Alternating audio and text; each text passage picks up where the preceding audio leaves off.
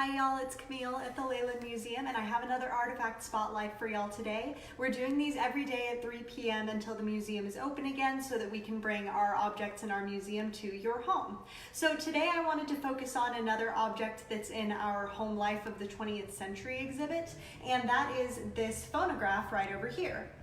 Now, I've said the word phonograph, but I want to kind of go over the differences between various words that you might use to describe this machine, which is essentially an old music player. You would set a record up in that top portion that you saw a second ago, you would crank the handle over on the side, and it would eventually, after you cranked it enough, it would start to play music. Now, this would obviously take a little bit of work, and after you'd initially cranked it, it would kind of play the music a little bit more quickly, and then once it started to run out of steam, the music would get slower and slower, and you would have to crank it up again. But I refer to this as a phonograph. You might also see it called a gramophone, and those words mean pretty much the exact same thing. The parts of those words mean the same thing. So graph or gram means to write, and phone means sound. So gramophone, phonograph both mean machines that record sound technically, but they usually also play sound or produce sound. Like I said, we normally think of these as being music players. There's another term also, which is Victrola, and that's actually a more specific term than you might think it is. I thought it was a generic term just like gramophone or phonograph, but I've learned that a Victrola is actually a specific type of what's called an internal horn phonograph that was produced by the Victor Talking Machine Company in 1887.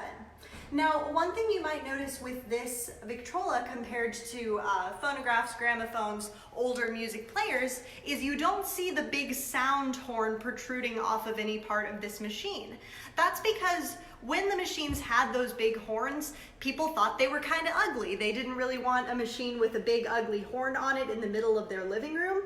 And so companies started to try and disguise the horn a little bit or hide it in a different part of the machine. So the sound horn in this machine is actually in the center part that you're looking at right now. So you don't have to look at that big ugly component of the machine, it's actually hidden.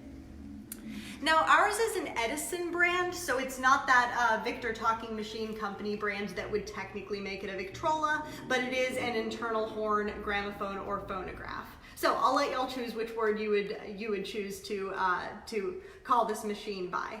But that gives y'all a little bit of a look into how people used to listen to music before we could just pull up Spotify or Apple Music on our phones. And I bet that's probably one of the things y'all are doing to keep yourselves occupied at home, hopefully along with watching these videos. But we'll see y'all in a couple of minutes when we head over to the Railroad Museum to record that artifact spotlight of the day. So I will see y'all in just a few minutes, and I hope y'all have a great rest of your day.